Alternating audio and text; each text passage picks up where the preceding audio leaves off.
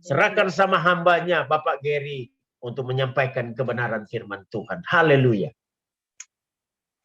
Terima kasih Pak Pendeta Alfred yang sudah membawa kita dalam pujian penyembahan pagi ini. Mari kita berdoa untuk mempersiapkan hati kita mendengarkan firman Tuhan. Bapa di surga, terima kasih pagi hari ini kami boleh dikumpulkan oleh Tuhan di dalam ibadah doa pagi untuk boleh menikmati hadirat Tuhan dan untuk boleh juga menyediakan hati kami mendengarkan pesan-pesan Tuhan untuk hidup kami. Dan karena itu Bapa, kami minta Roh Kudus-Mu, biarlah kuasai hati, jiwa, terutama roh kami Tuhan. Berikan kami telinga yang mau mendengar dan hati yang mau diajar, supaya firman-Mu yang kami dengarkan itu sungguh-sungguh membukakan rahasia-rahasia baru daripada Tuhan untuk hidup kami, untuk apa yang Tuhan mau kami kerjakan sebagai murid-murid Kristus.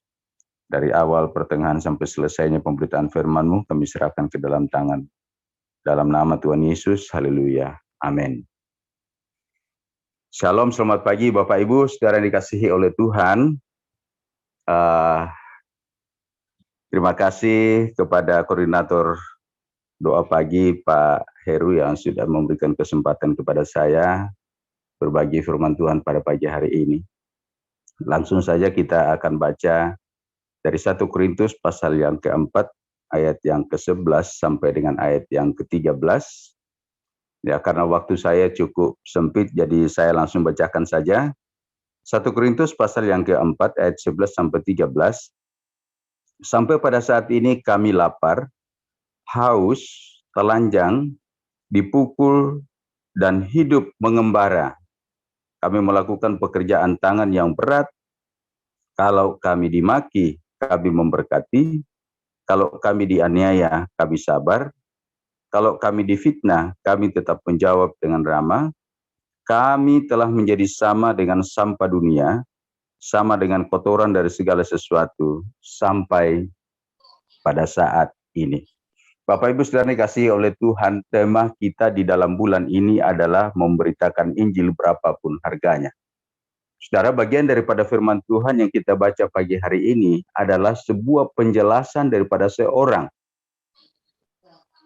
Rasul Paulus, bagaimana dia membayar harga di dalam menjalankan tugasnya sebagai pemberita Injil. Nah, ini sesuai dengan konteks daripada visi Kingdom Family, menjadi rumah pemulihan, ya, membangun kesatuan tubuh Kristus untuk menuntaskan amanat agung. Nah, amanat agung hanya bisa dituntaskan kalau Injil itu diberitakan. Setuju Bapak Ibu ya? Tanpa pemberitaan Injil, mustahil amanat agung itu bisa diselesaikan. Ya. Dan pada waktu kita melakukan tugas pekabaran Injil, ada harga yang harus kita bayar. Ya. Nah, saya sedikit kembali ke belakang, bahwa sebetulnya ini yang perlu kita sadari sebagai tubuh Kristus, bahwa saat kita menerima Tuhan Yesus sebagai Tuhan dan Juru Selamat kita, status kita saat itu bukan saja sebagai orang yang sudah ditebus, sudah dikuduskan, tetapi kita juga menyandang status sebagai murid Kristus. Jadi bukan saja sebagai anak Tuhan, tetapi kita juga sebagai rekan sekerjanya Tuhan. Nah, jadi pada waktu kita menyatakan iman kita bahwa saya adalah sudah ditebus oleh Kristus, ya, jabatan-jabatan ini secara sadar atau tidak sadar kita sandang, ya, sebagai murid Kristus. Dan sebagai murid Kristus, kita mendapat tanggung jawab untuk menjadi rekan sekerjanya Tuhan, ya, dalam hal pemberitaan Injil Kerajaan Allah. Karena hanya dengan cara itu, ya, amanat agung di dalam Matius 28 itu bisa tergenapi, menjadikan segala bangsa muridnya. Nah, pada waktu kita memutuskan untuk menjadi pemberita-pemberita Injil, saudara ingat, ada harga yang harus kita bayar. Ya. Nah, besar kecilnya harga yang kita harus bayar, itu tergantung seberapa besar mimpi kita. Ya. Orang yang punya mimpi memenangkan satu bangsa, ya pasti harganya lebih besar daripada orang yang punya mimpi memenangkan satu kota. Setuju ya? Orang yang punya mimpi memenangkan satu kota, harganya pasti lebih besar daripada orang yang punya mimpi memenangkan satu kecamatan. Jadi besar kecilnya harga yang kita bayar ya tergantung seberapa besar mimpi Bapak Ibu Saudara dan saya. Ya, saya berharap mimpinya daripada Kingdom Family sama dengan mimpi yang didapat di Kairos, yaitu memenangkan segala suku bangsa di atas muka bumi. Amin. Oke lah, mungkin itu kita bilang, oh itu terlalu besar Pak. Ya oke. Ya, yang paling realnya adalah di mana Bapak Ibu saat ini dipanggil oleh Tuhan. Apakah Anda sebagai seorang karyawan, Anda seorang direktur, Anda seorang dokter, apapun, ya, yang menjadi profesi kita saat ini, itulah sebetulnya dunia di mana Tuhan panggil kita untuk kita bisa menjadi pemberita Injil di sana. Dan saudara ingat, sekali lagi, bahwa pada waktu kita komitmen untuk menjadi pemberita Injil, ya, ada harga yang harus kita bayar di sana. Ya, cuma saya tidak akan mengajak saudara hanya melihat harga, tetapi untuk setiap harga yang saudara bayar, ada mahkota kemuliaan yang Tuhan sudah sediakan bagi kita. Karena begini, ya, di dalam pelayanan ada banyak orang mendikotomikan pelayanan-pelayanan. Ada orang yang lebih suka memimpin pujian penyembahan karena ya kita bisa punya panggung. Ada orang mengejar karunia-karunia untuk melakukan mujizat, ya supaya dia lebih dikenal sebagai seorang ya punya otoritas, punya urapan. Ya. Tetapi sebetulnya yang menggetarkan kerajaan Allah itu adalah bukan pada waktu kita melakukan mujizat kesembuhan. Ya, of course itu tentu saja Tuhan mau kita lakukan itu. Tapi hal yang menggetarkan kerajaan Allah adalah pada waktu kita berhasil membawa satu jiwa kepada Tuhan. Itulah yang akan membuat gegap gempita surga, di mana seluruh malaikat di surga itu bertempi sorak menyambut kedatangan satu jiwa yang kita bawa kepada dia. Jadi jangan kita mendikotomikan pelayanan. Sekecil apapun pelayanan yang kita lakukan, ya pada waktu kita fokus kepada kerajaan Allah, bahwa kerinduan Tuhan adalah jiwa-jiwa itu dibawa kepada dia. Itulah yang menentukan mahkota kita dalam kerajaan Allah. Ya. Nah, pagi hari ini saya ingin kita melihat apa sih yang menjadi penghalang daripada kita memberitakan Injil. Ya, biasanya alasannya adalah takut ditolak. Ya, saya mau mengajak kita, di mana kita dipanggil saat ini, di mana kita tinggal saat ini. Sebetulnya enggak usah jauh-jauh gitu, enggak usah kita pikir bangsa ini, ya tentu saja kita perlu berdoa untuk bangsa itu, suku itu. Tapi yang realnya bisa kita lakukan saat ini, tetangga kita. Apakah kita kenal baik dengan tetangga kita atau kita cuek dengan mereka? Apalagi kalau dia belum pernah dengar, ya kenal namanya Yesus Kristus sebagai juru selamat. Rekan sekerja kita. Sebetulnya itu adalah dunia yang Tuhan perhadapkan kepada kita untuk kita tuai. Bagaimana kita caranya menuai? Ya kita harus memberitakan Injil di sana. Gitu. Tetapi yang menjadi penghalang adalah seringkali kita takut ditolak. Ya. Kita punya alasan, saya tidak punya waktu. Ya, macam-macam alasan kita, tetapi sebetulnya alasan yang paling besar adalah takut bayar harga.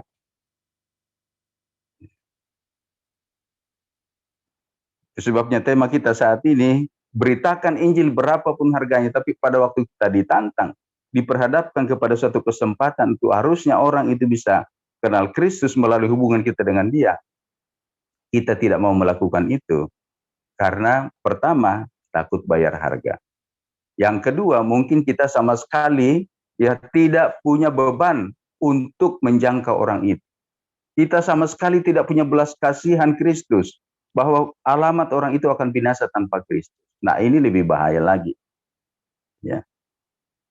Nah, itu sebabnya pagi hari ini saya mengajak kita semua. Ya. Saudara, sebagai keluarga besar daripada Kingdom Family, kita punya visi yang sama. Menuntaskan amanat agung. Amin. Ya. Tubuh Kristus dipulihkan, tujuannya hanya satu, menuntaskan amanat agung. Kita membangun kesatuan di antara tubuh Kristus, tidak peduli kita dari latar gereja mana, ya, organisasi mana, kita satu tubuh Kristus. Tujuannya satu, tuntaskan amanat agung. Nah, untuk menuntaskan amanat agung sekali lagi, tidak ada cara lain selain memberitakan kabar baik. Nah, ada satu yang kita perlu belajar dari sikap Paulus. Kenapa Paulus yang dulu latar belakangnya adalah seorang Saulus, penganiaya gereja, itu bisa tiba-tiba radikal untuk memberitakan Injil lebih daripada, ya, saya katakan lebih daripada, ya, rasul-rasul yang lain. Ini orang baru bertemu Kristus, ya, sekian tahun setelah Kristus naik ke surga. Tetapi begitu dia ketemu Kristus, ini kuncinya. Dia selalu berhasil mengidentifikasikan dirinya dengan Kristus.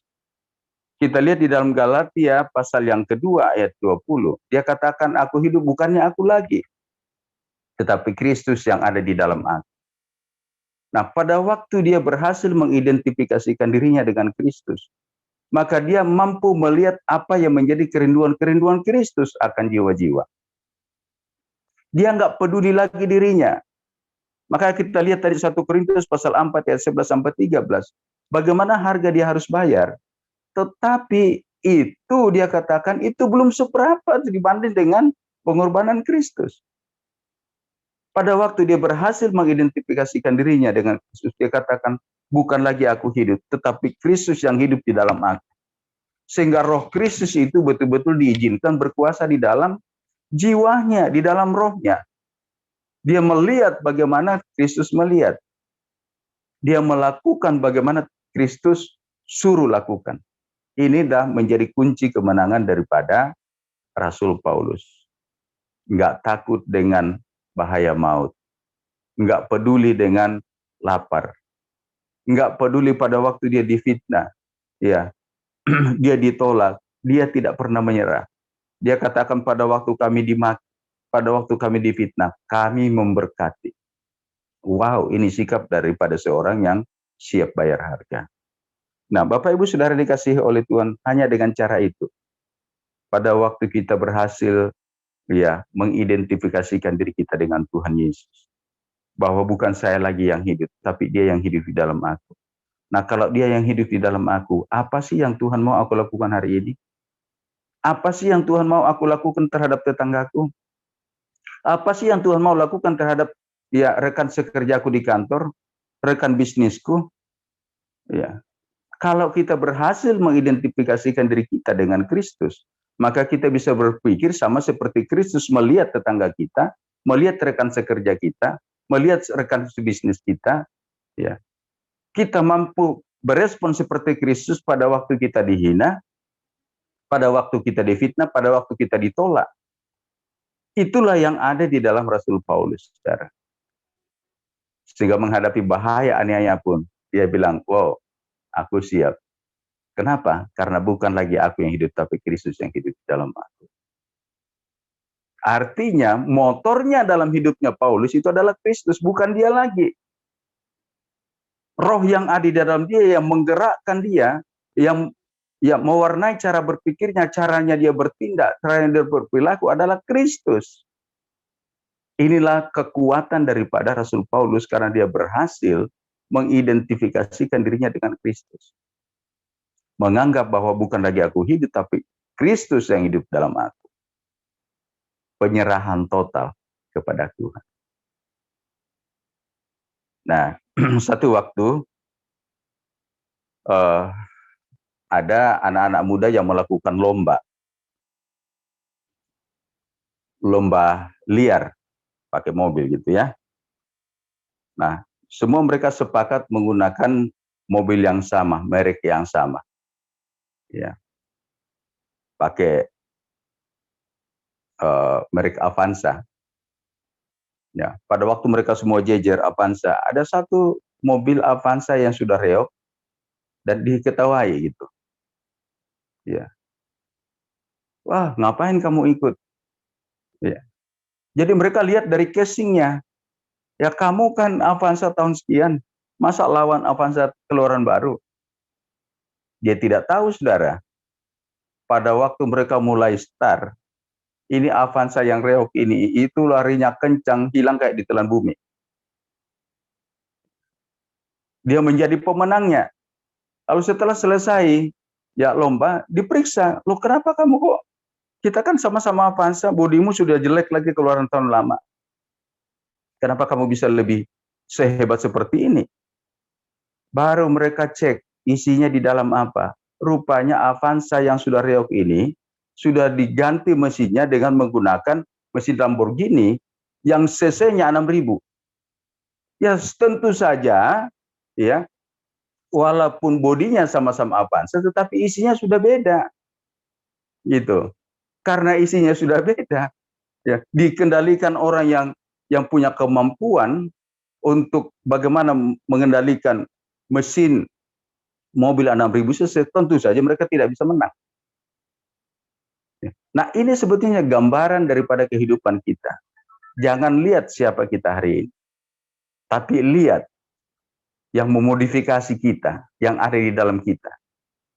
Itulah yang akan menggerakkan kita. Itu menjadi motornya kehidupan kita untuk kita bisa berani mengatakan, ya aku siap bayar. Saudara, kalau Kristus ada di dalam diri kita, maka saya percaya tugas untuk memberitakan Injil, ya, berapapun harganya, kita siap melakukan. Amin, Bapak Ibu. Ya, karena saya percaya kita semua rindu pada waktu kita menghadap surga nanti. Ya, Tuhan menyambut kita dengan mahkota kemuliaannya. Kenapa? Karena kita sudah ya berjelilah seperti yang dilakukan oleh Rasul Paulus untuk hati kita melihat Tuhan, untuk hati kita siap untuk bayar harga, melakukan ambil bagian di dalam tugas pekabaran Injil. Mungkin Bapak Ibu pikir begini, itu kan Rasul Paulus, mana mungkin saya bisa seperti Rasul Paulus. Ya betul. Tuhan tidak menuntut kita harus jadi seperti Rasul Paulus. Tetapi dia mau kita ambil bagian dengan kapasitas yang bisa kita lakukan hari ini. Ya. Nah, di dalam melakukan pekabaran Injil kita bisa berdoa.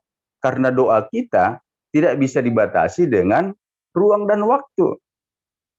Hari ini Anda bisa mulai komitmen untuk mendoakan seseorang yang masih terhilang. Hari ini Anda bisa komitmen untuk berdoa satu suku. Dan Anda mulai membuat jadwal untuk itu, berdoa untuk itu. Nah, itu bagian daripada ya kita ya siap untuk membayar harganya atau memberikan waktu kita. Di tengah-tengah kesibukan kita tetap punya waktu untuk berdoa buat seseorang supaya dia diselamatkan. Kita punya waktu berdoa buat tetangga kita. Kita punya waktu berdoa untuk rekan sekerja kita yang belum mengenal Kristus. Dari doa saudara, Tuhan pasti akan bekerja satu waktu orang itu akan bertemu. Apakah bertemu dengan saudara, di mana saudara Tuhan gerakkan saudara untuk menginjil dia, atau orang lain yang diutus untuk menginjili orang itu.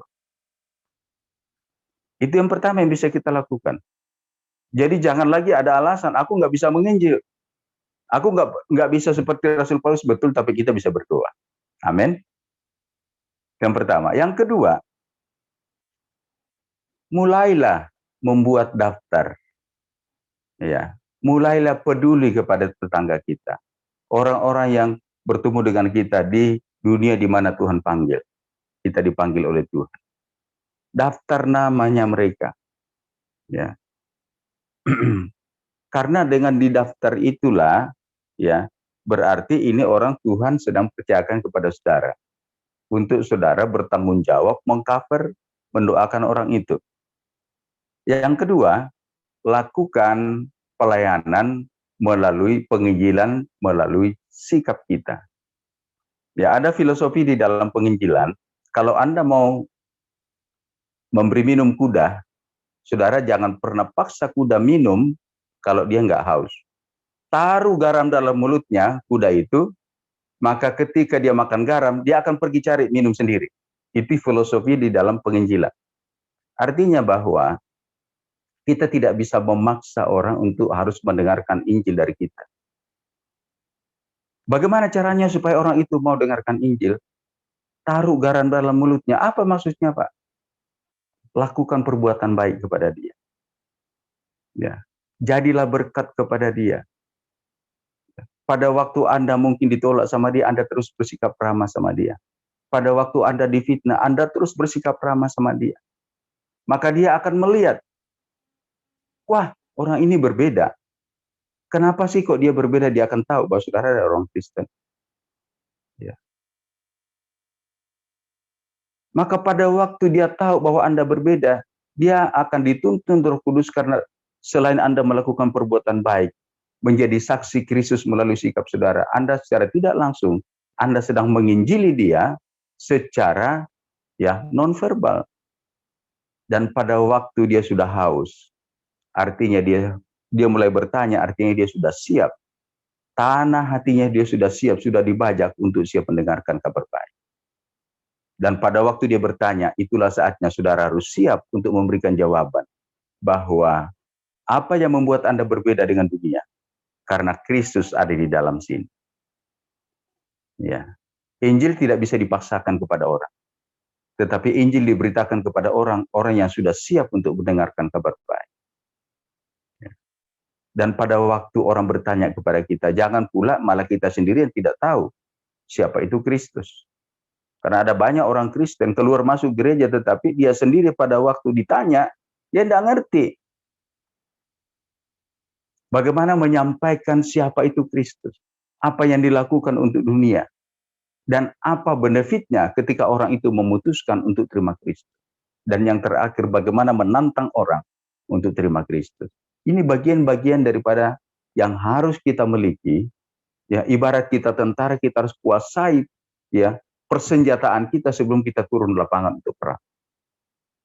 Jadi pertama tadi, mulai daftar orang itu. Masukkan di dalam data doa saudara. Mungkin tetangga, mungkin rekan sekerja, ya, rekan bisnis, siapapun. Mulai masukkan dalam daftar doa saudara. Ambil komitmen berdoa buat dia. Yang kedua, ya, lakukan perbuatan baik kepada dia. Mungkin dari 10 orang di daftar saudara, 1, 2, 3 menjadi prioritas saudara. Lakukan perbuatan baik kepada dia. Tabur kasih kepada dia. Sama dengan Anda sedang menaruh garam dalam mulut seekor kuda. Sampai dia merasa haus, sampai dia merasa tertarik, punya minat untuk bertanya, Anda sudah siap. Senjata Anda sudah siap untuk mengeksekusi dia. Itulah caranya kita bagaimana menuntaskan tugas amanat agung. Bapak Ibu Saudara yang dikasihi oleh Tuhan, seringkali menjadi masalah bagi kita adalah ya ketidaksiapan kita, ketidakmauan kita untuk mengerjakan tugas amanat agung. Saya kalau tanya kita semua, mau nggak, rindu nggak ya amanat agung dituntaskan? Oh, rindu Pak. Rindu nggak orang mendengarkan Injil? Rindu Pak. Waktu ditanya, siap nggak bayar harganya? Baru mulai angkat tangan. Tapi satu-satunya cara kita siap untuk memberitakan Injil kerajaan Allah, kita siap bayar harganya adalah identitas kita harus diidentifikasikan dengan Kristus.